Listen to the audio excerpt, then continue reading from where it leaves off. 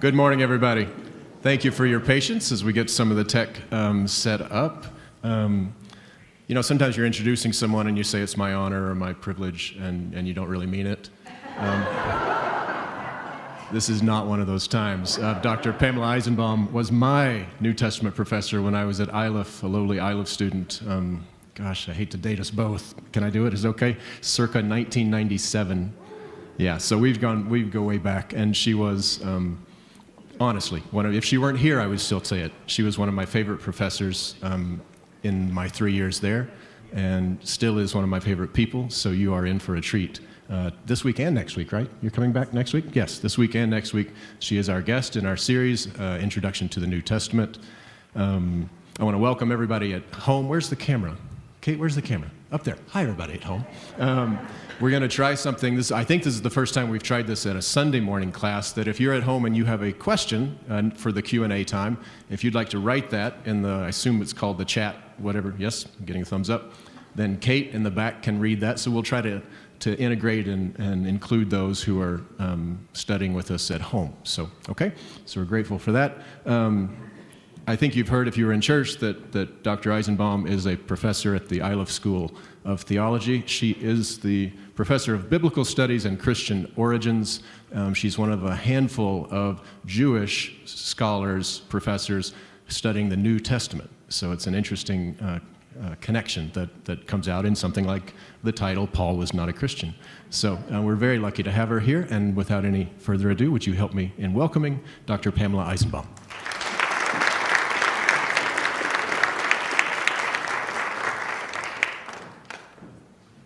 Okay, I think I'm mic'd here. Can you all hear me? Yeah.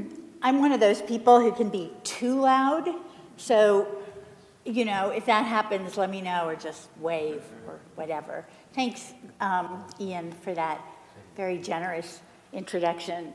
My blessing, yes. Sure. You have a question already? Yeah.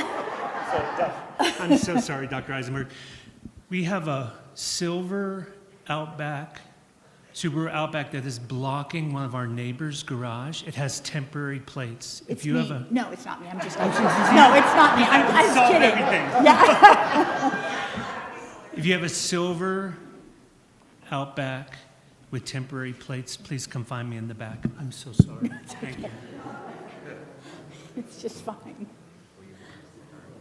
I was just going to say it's a sort of. I know.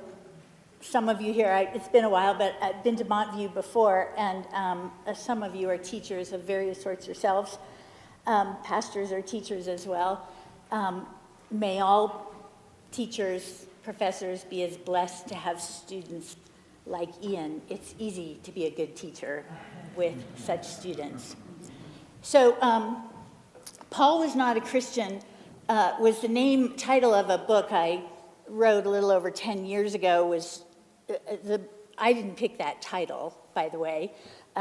Whenever you sign a book contract, the title is part of the marketing department. So you're responsible for all the content. So if they get sued, it's all your fault if you plagiarized or whatever.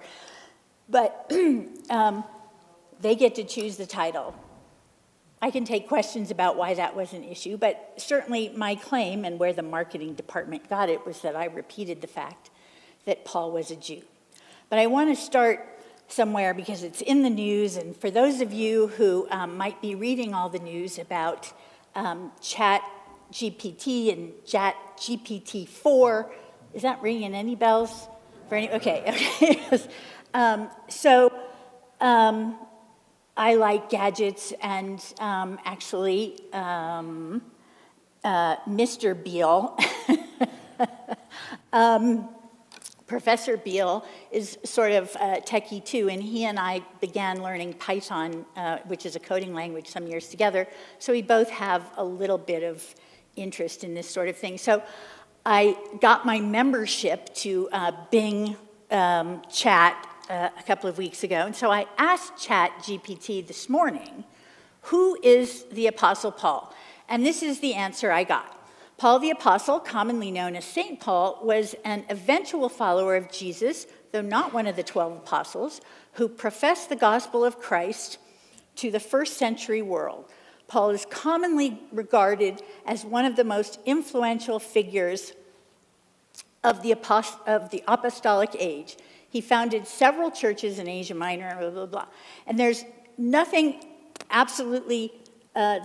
wrong with this, except this is the second answer I got after I argued with GPT about the first answer I got. The first answer told me that Paul was a Christian apostle who preached Christianity around the Mediterranean. And I told GPT that I was a world-famous scholar of Paul, and ChatGPT was wrong. And that could be its own conversation. I won't spend any more time on that. But certainly there's not terribly anything objectionable at all. I want to affirm this answer here. But I'm going to expand quite a bit more and talk about what's become a new school of thought among scholars of the Apostle Paul. And we're calling it, I coined the title, The Radical New Perspective on Paul, some years ago, which I see quoted. And I have some other colleagues who hate that I called it that. So I'm conceding to their name now, though I just reviewed a book that used my name anyway, but okay. So today I thought I'd talk to you a little bit about the actual historical Paul in historical Jewish context, and then next week we'll talk about some of the implications of an understanding of Paul like this. And I don't want to sound overly self-important or anything, but this school of thought among scholarship, Paul within Judaism, is very much still a minority in the world of those who work on Paul. And by the way, there's a new book on Paul published almost every day. Most are, don't worry, most are not worth reading. They say what the last book said. But I don't know how many of you know what I mean when I use the word historiography. I'm sure some of you do. But historiography is just a word that historians and philosophers mean to talk about the way we tell history and the decisions we make when we talk about something historical that happened. For example, if I want to write a history of World War II, I have to decide where I'm going to start that story. Am I going to start with World War I and the consequences of World War I? Am I going to start before World War I, where it turns out there was a huge anti-Semitic movement that I just learned about in Munich? I was just in Munich, and they have a new museum there, a documentation center about early Nazism. Where am I going to start a story? And usually a book of history, particularly if it's a good one, has a narrative arc that's not altogether different than a work of fiction. So events can all be true, but how we put it together to tell the story matters a lot. And Paul within Judaism is a different model of approaching the story of Paul in Paul's context. And next week I'll talk a little bit more about theological consequences of that. But I thought I couldn't cover, I made a really long list of like all the things I thought I could say with confidence that are historically true about Paul. Obviously, the farther back in time you go, the less sort of documentary evidence we have for things. But compared to someone like, Abraham or many other figures from the Hebrew Bible, we have pretty good evidence for Paul. So one of the first things I want to point out is that Paul was a monotheist, and he never stopped being a monotheist after he became a follower of Jesus. So this is a very educated group, so you see you're nodding. I might have to click through the slides faster. But Paul becomes a follower of Jesus, and there's no such thing yet as a Trinity, though Paul does talk about God, Jesus, and something called the Holy Spirit, by the way.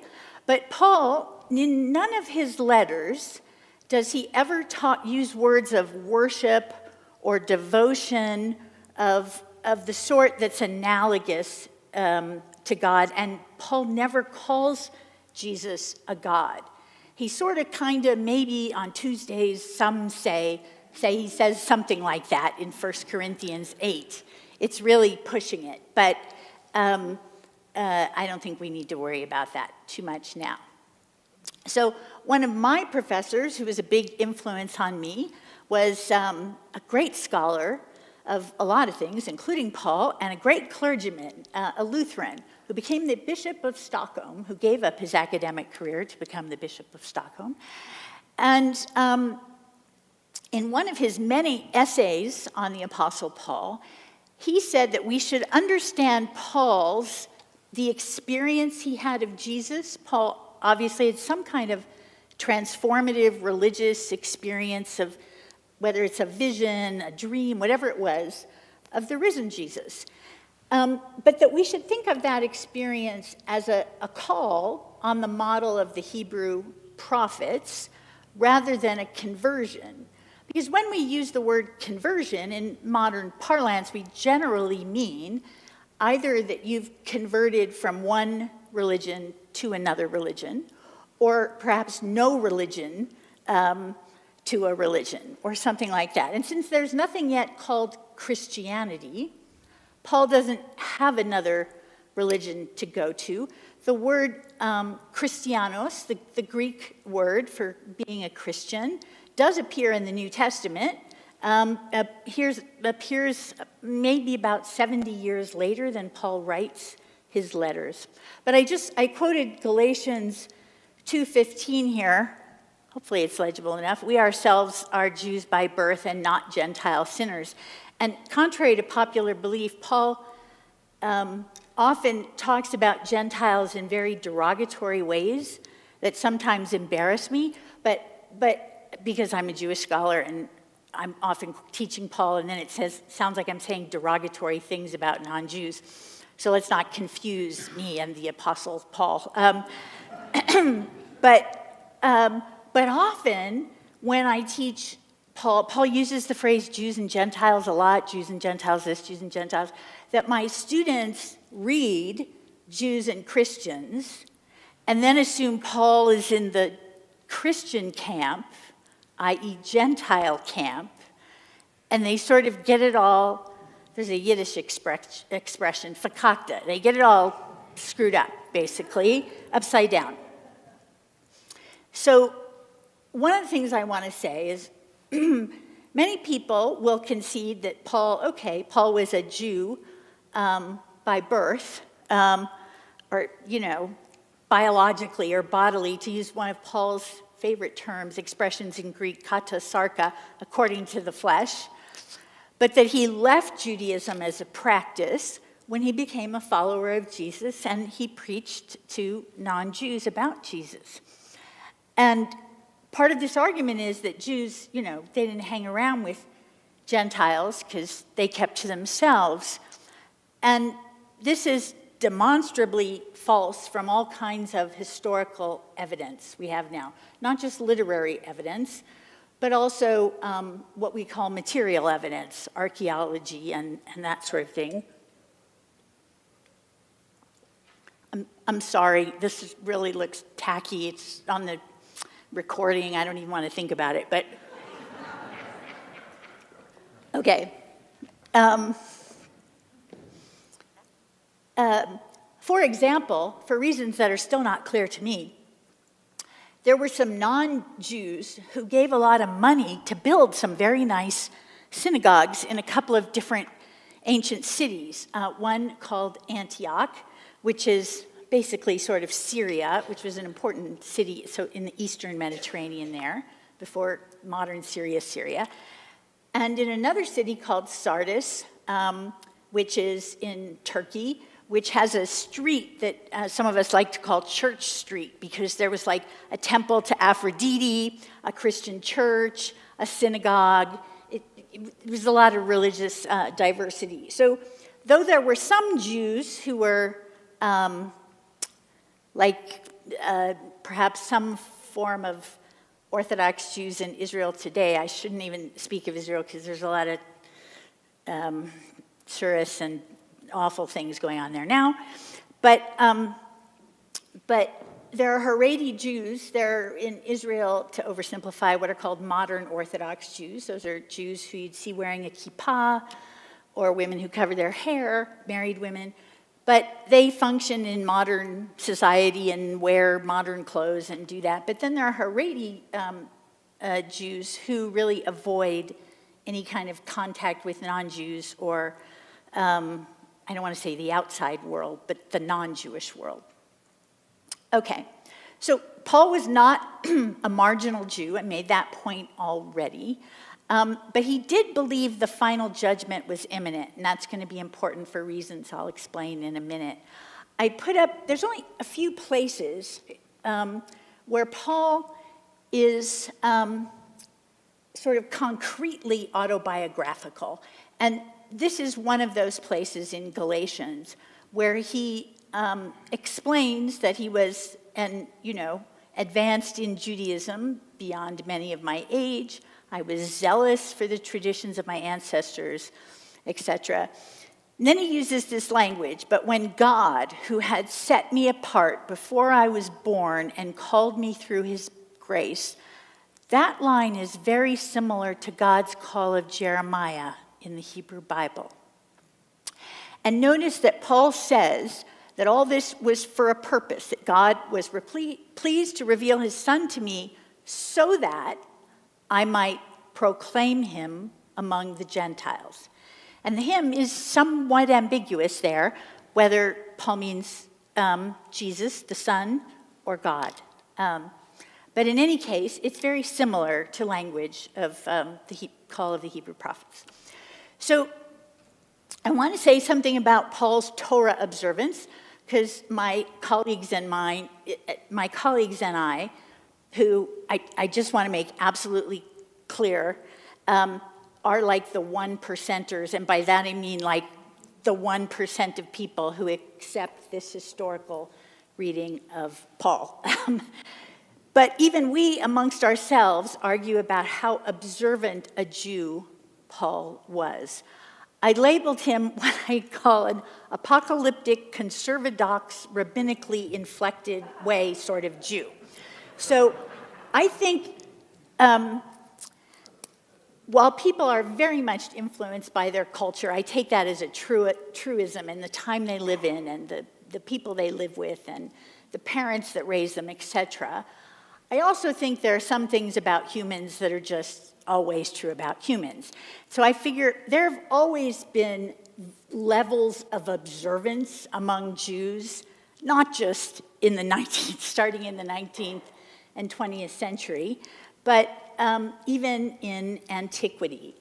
And so when people ask me, well, was Paul Torah observant? I have to say, sort of, what do you mean by Torah observance? If you ask me, did he keep kosher? And there are laws of kashrut, the dietary laws that some of you may know from Jewish friends or whatever, in Leviticus 11 about, not eating lobster and a whole bunch of certain kinds of locusts, except one that's okay. Nobody knows anything about why that locust is okay. But I would have to say no, though Paul never gives us a menu of what he spent time eating. But it's clear that he does have some dietary restrictions that reflect his Judaism and that reflect stories in the Hebrew Bible. Do you know, we have a lot of laws in the Hebrew Bible. Quick tangent. I'll try to watch the time here. We have a lot of laws in the Hebrew Bible, and it sounds very legalistic, but when you read the stories about most of the people in the Hebrew Bible, there's hardly any stories about them keeping laws. There are a few, but one of them I like to point out is there are no stories in which, like, I don't know,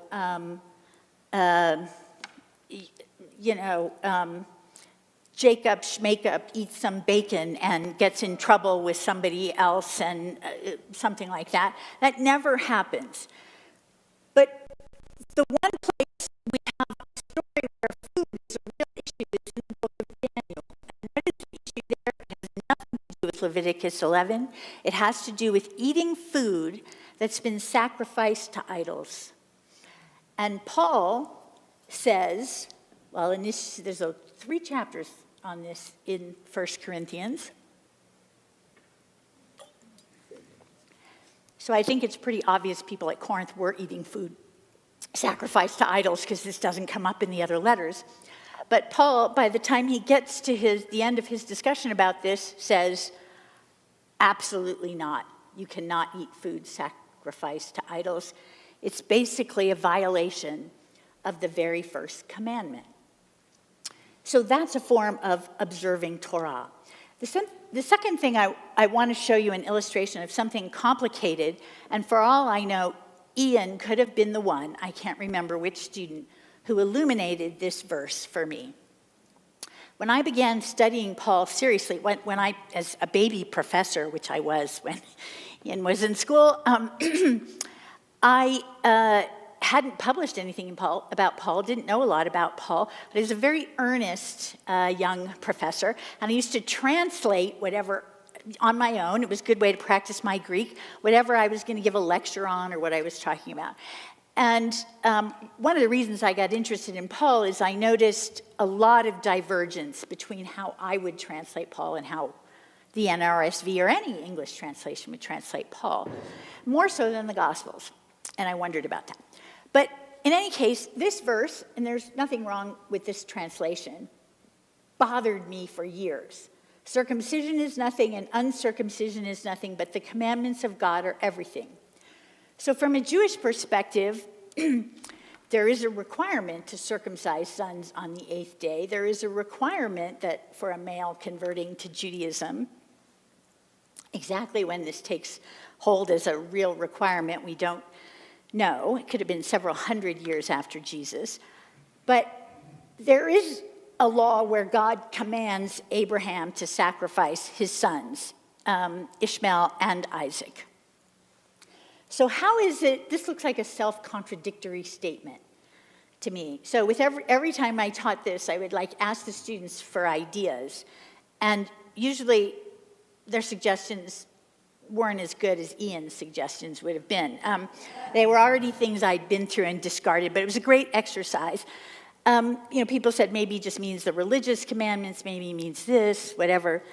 And with the help of whoever this brilliant student was, who didn't quite come out with the words, but came out with enough of them that I understood, that Paul thinks that when Jews circumcise, they are following Torah because they were commanded to as descendants of Abraham. And when Gentiles don't circumcise, they are also following Torah. My point being is that most of the laws in the Hebrew Bible apply to groups of people, and very few apply to everybody. And there are there are laws that apply to men that don't apply to women. There are laws that apply to priests that don't apply to Israelites. And in the Hebrew Bible, it's very explicit that non-Jews are not obliged to follow most laws, including any laws that have to do with purity, hand washing, and that sort of thing. So I think Paul thinks that when he is going to bring his Gentiles into the fold, that he's having them follow Torah because they're going to worship the one and only God, and that there are certain things they have to do, like not eat food sacrificed to idols, but that they have a different set of requirements than Jews do. So both Jews and non-Jews can be following Torah and not doing exactly the same thing. So he's still it's not that he did away with circumcision altogether. If I have time, I'll come back to that point a little bit more. Paul was a Pharisee. Paul tells us only once that he was a Pharisee, not in the passage from Galatians I read, but in Philippians. There's a place where he sort of brags about all his credentials. He's of the tribe of Benjamin, a Hebrew born of Hebrews, and he says a Pharisee, and which is to say how educated he was, how much he studied scripture, because that's what Pharisees did. And I don't actually have any reason to doubt that Paul's telling us the truth about that. And one reason is because he uses a lot of scripture in arguments within his letters, and he uses methodologies, methods of interpretation that are similar to Pharisaic kinds of interpretation of scripture. So there are other reasons, but that's enough. And FYI, since I often get this question, I don't think Paul was a Roman citizen.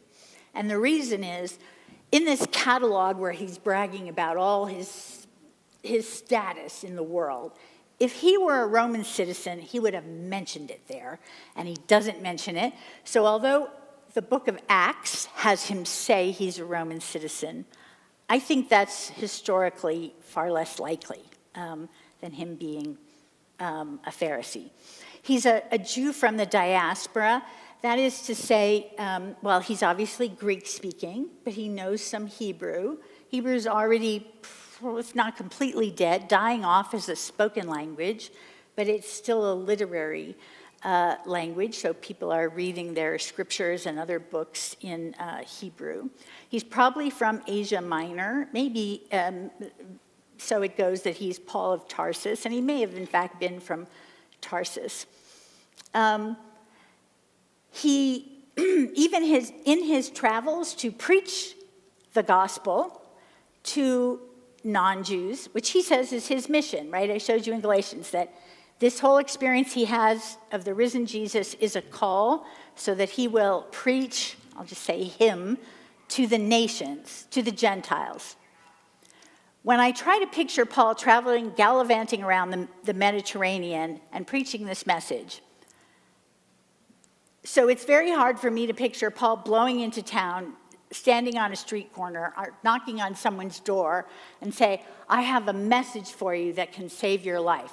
There was this guy named Jesus. He died on a cross, but he's the savior of the world. He was raised after 3 days, and someone goes, amazing, got it, I'm with you. It's just kind of hard to believe. So, or for me, it is. But nevertheless, we know historically Christianity takes on pretty quickly, actually, demographically speaking. And it's probably the case that Paul, who does mention synagogues a few times, both positively and negatively, that, there's not really 4-star hotels in the ancient Roman world. Usually you have to stay with people you know, or people who know other people you know, or if you're like a tent maker, you can stay in a guild space, maybe with other tent makers, or if you're a Jew, you stay in a synagogue community. That's where he most likely would have gone. So Paul was apocalyptic. Jesus was apocalyptic too. And what I mean by that is they were the people who thought the end of the world was coming right away. My students have a lot of problems with this, but I'll say in just a minute, Paul is my favorite kind of apocalypticist. He wasn't the type to just sit on a rooftop. But how did he come to think that the end of the world was coming? And it's really, for me, I think, a very simple orientation. I don't think, as your run-of-the-mill Pharisee, that Paul thought was walking around waiting for the end of the world to happen. But that once he has this experience, whatever it is, of the risen Jesus, that's when, if he's converted to anything, he's converted about what time it is in history. And the reason is he experiences a resurrected Jesus. And lots of Jews at this time, though not all, lots, believe, not just Christians, not just followers of Jesus, but lots of other Jews, including Pharisees, believe in the resurrection of the dead at the end of time for the purpose of the final judgment. So when Paul has this experience of Jesus, he associates resurrection with the end of time. Because it's not like people thought resurrection happened with, people willy-nilly get up out of their graves whenever. and we have zombies walking around, everybody's supposed to get up together at the same time for the purpose of the final judgment. So that experience of Jesus has him thinking, oh my gosh, it's the end of time. And that's why he goes to preach to the nations. To preach, for Paul, by the way, no, I don't need that, right? Okay, it looks like it has a purpose.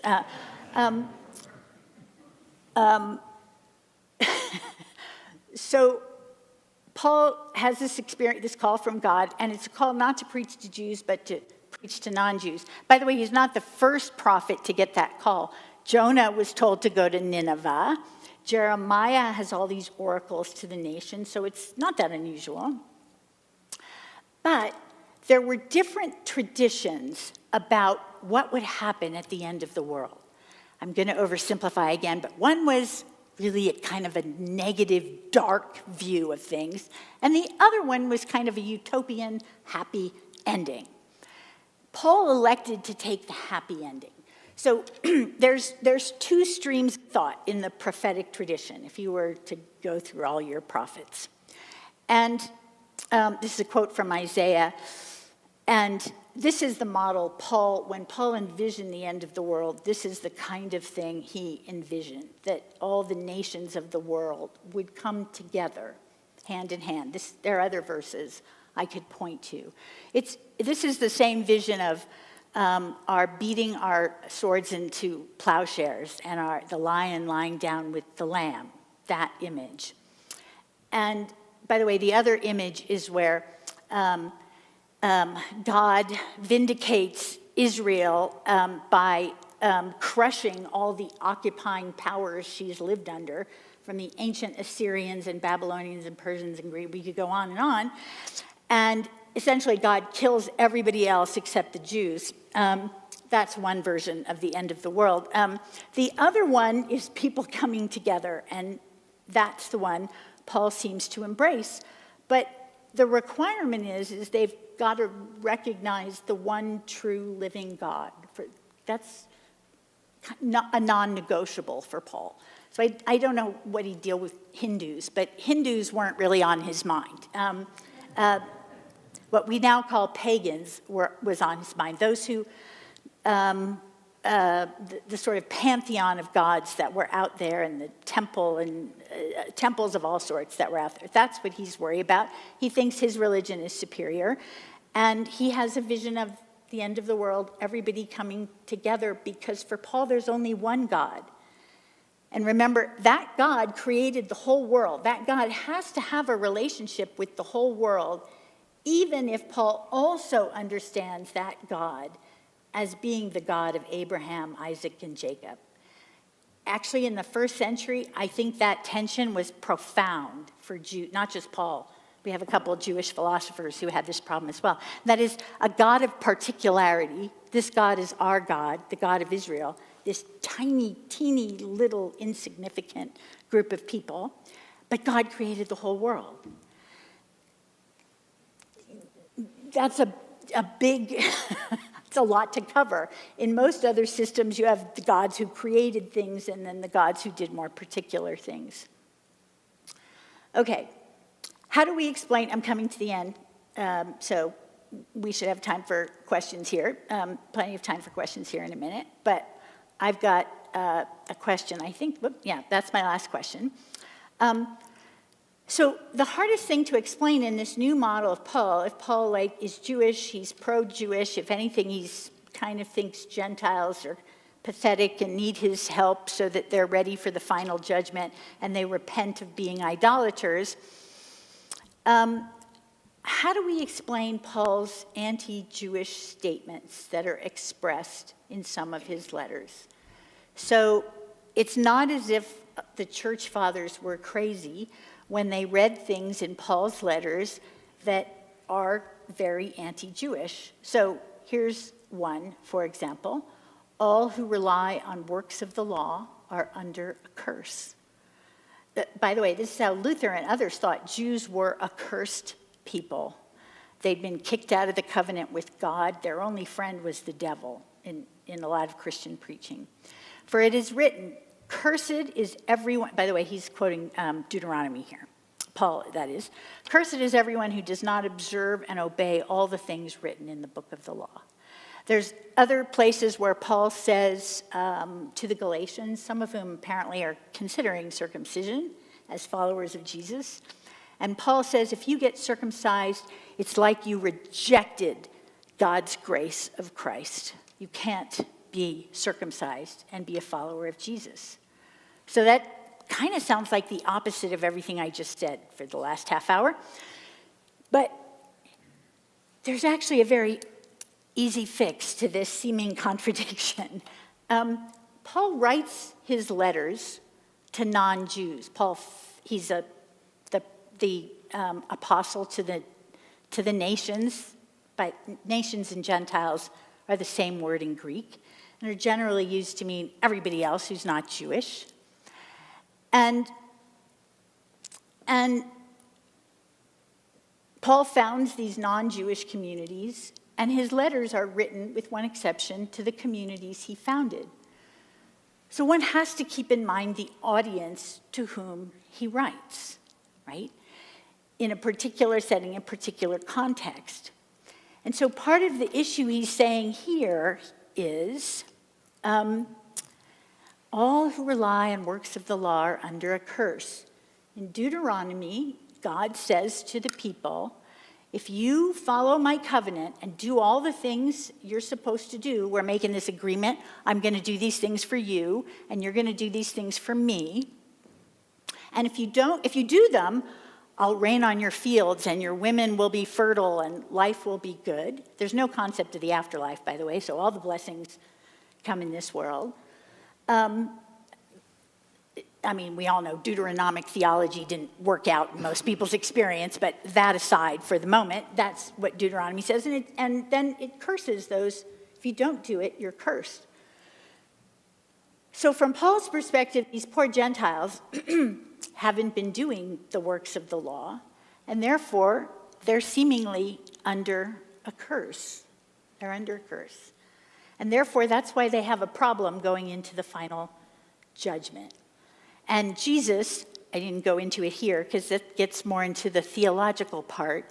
Jesus is the sort of solution, a sort of shortcut, let's just say, that Paul thinks is open to non-Jews so that they will, at the final judgment, have equal standing with Jews or non-Jews, everybody, equal standing before God in accounting for whether they've been a good person or a bad person, and there'll be no distinction. Israel won't be special. So when Paul says, if you get circumcised, you might as well have rejected Jesus. You can't be circumcised and a follower of Jesus. He's not saying that to Jews. He's just saying that to non-Jews who think to be a follower of Jesus, they should get circumcised. Just half of them, the male ones, by the way. So he's saying, you know what, God, to put it in very sort of schmaltzy modern language, God loves you as you are. You don't need to take on the bodily form of a Jew. It's unnecessary now by this act of grace. So that's why when he says negative things about circumcision, about Jewish law, he just is saying them that you don't need to worry about them. They're not necessary for you, non-Jews. You at Montview. Maybe there's some Jews here. I don't think so, but I don't know. So here endeth the message. Questions? We do have time for questions, right? Yeah. Okay.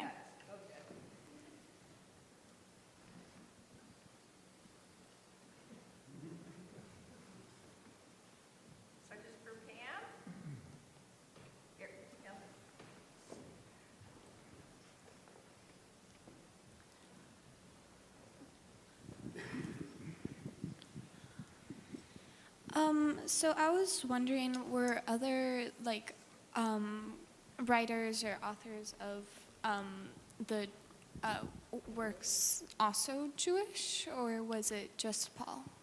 Other writers in the New Testament? Yeah. Yeah, almost all of them are Jewish. There might be one or I've sometimes wondered if the author of the Gospel of Luke and the book of Acts was Jewish. A big controversy in scholarship over that. But pretty much everything else, all the other letters, the book of Revelation is written almost like by a Hasidic Jew. If you read it, it's just really Jewish. When I first, as a Jew who out of a bet I made with someone, I was raised in conservative and Orthodox synagogue, so I never read the New Testament until I was 21. And it was because of a bet I made with someone. We don't need to go into it. And I assumed it was an anti-Semitic tract. I had my own stereotypes of Christianity. And I had a lot of Jewish religious education. And I began reading the New Testament. I don't know anything about anything, so I just started at the beginning, the Gospel of Matthew, and there are all these genealogies. And if you know anything about the Hebrew Bible, there's lots of genealogies to tell you who people are. And then the story of Jesus' birth is just like the story of Moses' birth. And so it goes, and I was a little confused, like just by page 3. It didn't seem... Thanks for the question. Yes? Are there any letters written by women? It seems this is very male-oriented, that the women are just not almost considered like animals or just a second thought. Yeah. I keep forgetting. I don't have to go over to this. I have freedom of motion. Okay, which I love. So I don't think any documents in the New Testament are written by women. I wish it were true. But the one thing I think as a historian is we should always be honest and not turn history in what we would like it to be. Paul does say some things I don't like still, including a few things about women. But actually, most of what he has to say about women is, I wouldn't call him a feminist, but compared to his time, he makes some statements in a few places that are extraordinarily egalitarian. And by the way, there's several places where Paul, when he talks about his relationship to his community, he'll use metaphors like that he's a nursing mother. Male writers from antiquity, I dare you to find any Greek philosopher or anything who would use that metaphor with their students.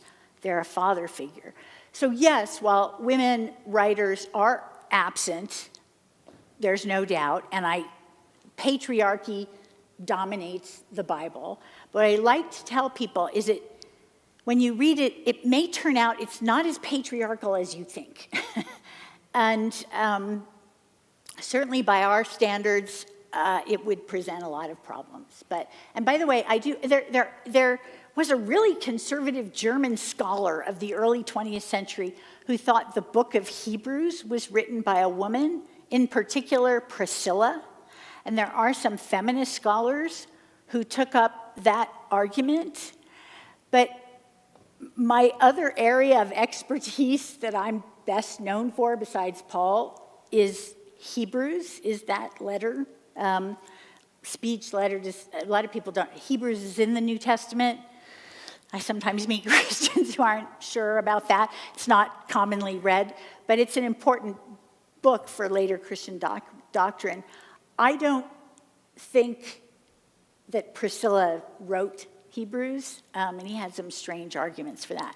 But there is a late 2nd century text that is, some people debate whether it's a fake or not.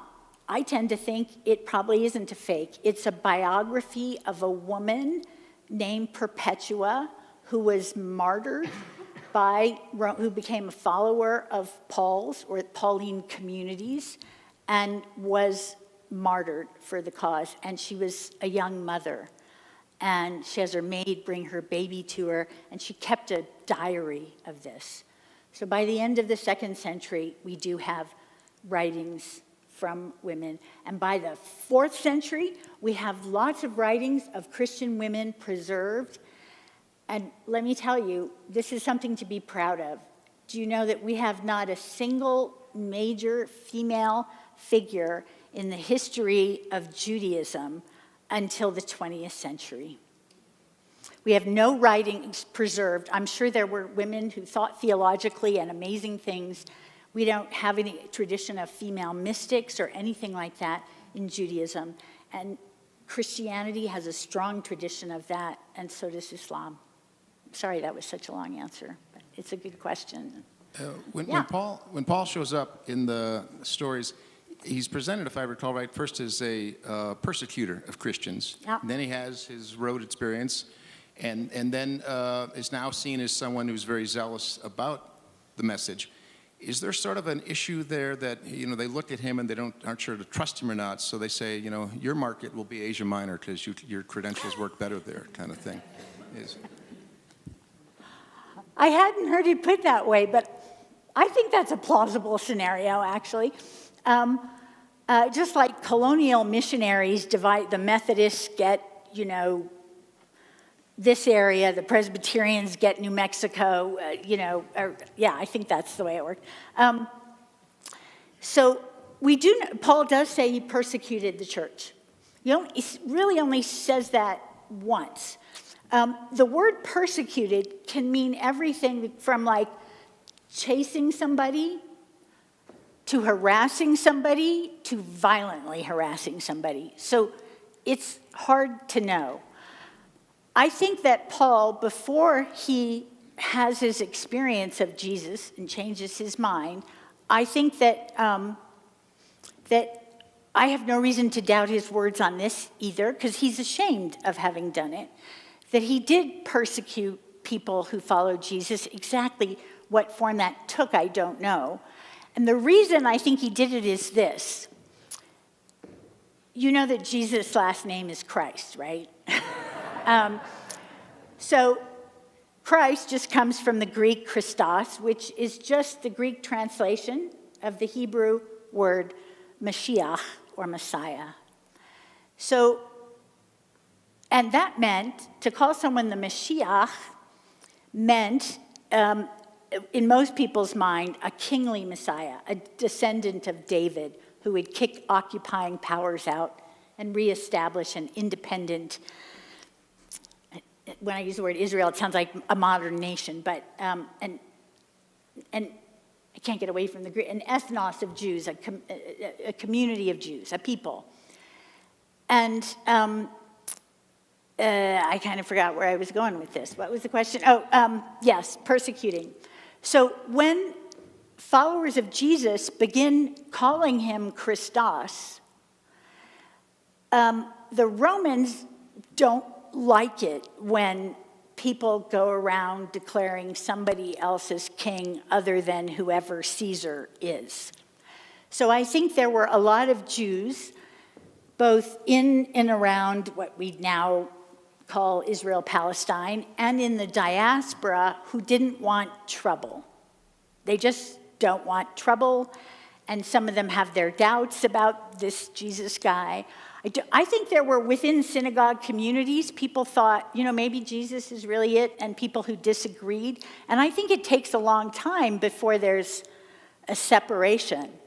I really do. I want to give other people a chance to, scratch my last point. It's interesting, though. You would have liked it. But it's another story, taking another 3 minutes. Please. Because I'm in the choir and need to leave very soon. Good. People who've been in this church 20 years or more may have been in the class called The Gospel According to Thekla. Is anybody else here?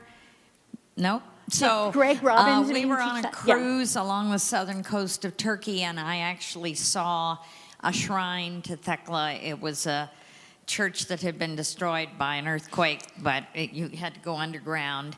And I found that fascinating. And did Thekla write anything? I mean, referring back to your, that's actually my Right, husband's right, question right, about great question. things written by women or any in the Apocrypha. It seems like Right. there's some written by women. Yeah.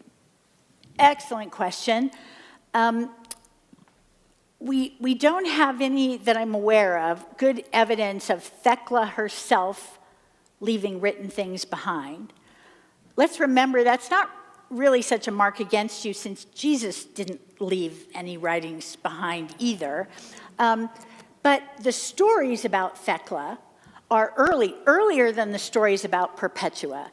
And Thekla is very much a follower of Paul and a very bold young woman who is engaged to be married and hears Paul preaching and is so enamored. Interestingly, in Acts, he's portrayed as a very boring lecturer. People like fall asleep and fall out of windows and things. But she's enamored of Paul and becomes a follower and wants him to baptize her and, is not sure of her commitment and go on. And she wants to become a preacher. And we think that there were a lot of women, and perhaps what I want to say is women-positive groups, so groups that may have included men, but saw women as having prophetic voices and could preach the gospel. And they claimed the legacy of Paul just as much as the writers of the pastoral epistles did. Those of you, I know this is an educated bunch, there are several letters ascribed to Paul that most of us think Paul did not write. And among where there's the most consensus are 1st and 2nd Timothy and Titus. And those are the letters that have the most negative things to say about women. And those letters are probably not written until the 2nd century. What's interesting is those letters claim the mantle and legacy of Paul. And then there's an apocryphal tradition of Thekla and others who also claim the legacy of Paul as very pro-woman. And in the 2nd and 3rd centuries, you know what people are fighting over? Not the teachings of Jesus. They're fighting over the teachings of Paul. Most of our literature, they fight over what Paul means, maybe because he wasn't as clear.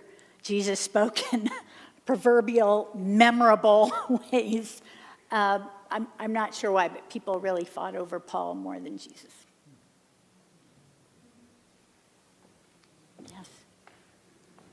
If I read it correctly, Saul is not mentioned until the 7th chapter of the book of Acts.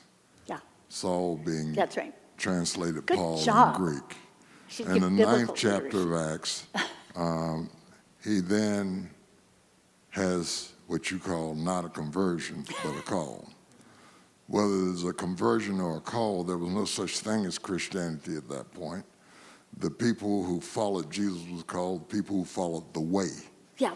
Paul then took up the mantle of following the way, as opposed to something called Christianity, which did not appear until Antioch. Yeah. So if you don't want to call it a conversion, you call it a call similar to Jeremiah or others. I would say that Jeremiah's call was very clear. Yeah. It was for his time. So the question I have for you is, if you don't want to call it Christianity, would you at least expect it to be called the way?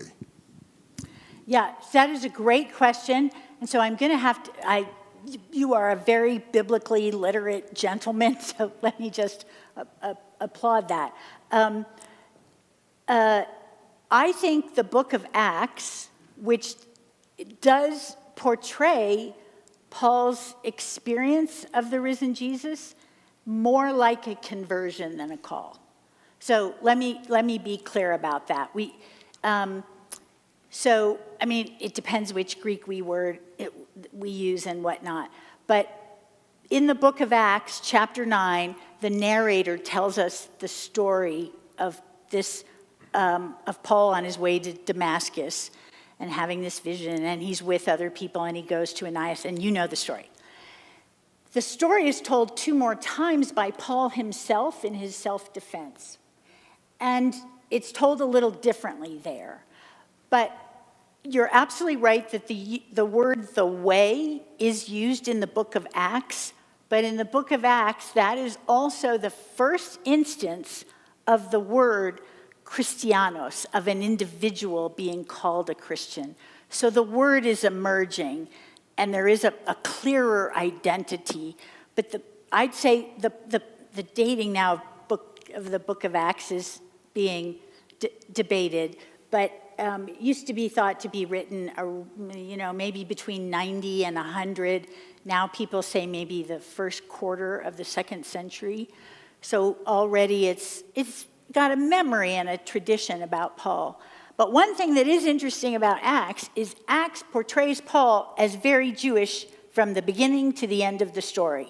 It's just that he changes his mind about Jesus. Thank you for the question. It was great. I don't want to hold up church. Right. This will be the last question. There you go, Linda. Thank you. You indicated that Paul stayed in synagogue communities, but I'm wondering, how was Paul viewed by his contemporaries, and then how is he viewed by Jews today? And is he used for the Jews for Jesus movement? Okay, that's like coming attractions for next week.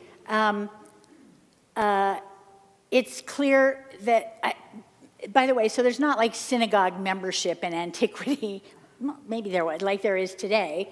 I think that, in Acts, there's a pattern where whenever he comes to town, he goes to the synagogue and preaches, and then he usually gets kicked out of the synagogue and sort of accidentally ends up preaching to Gentiles. I'm not sure that's how it happened. But let me address your question next time about, give you a really condensed history of how Jews have viewed Paul next time. Thanks. Great questions. Thank you. Very good. Dr. Eisenbaum, thank you so much for being here. Thank you. We're so glad. And next week, the lecture is titled Paul Beyond the New Testament. Is that right?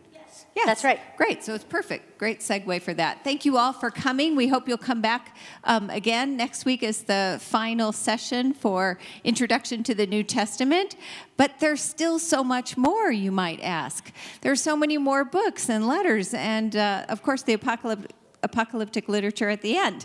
Well, we'll just have to do phase 2 of the New Testament. So thanks for coming, and we'll see you next week.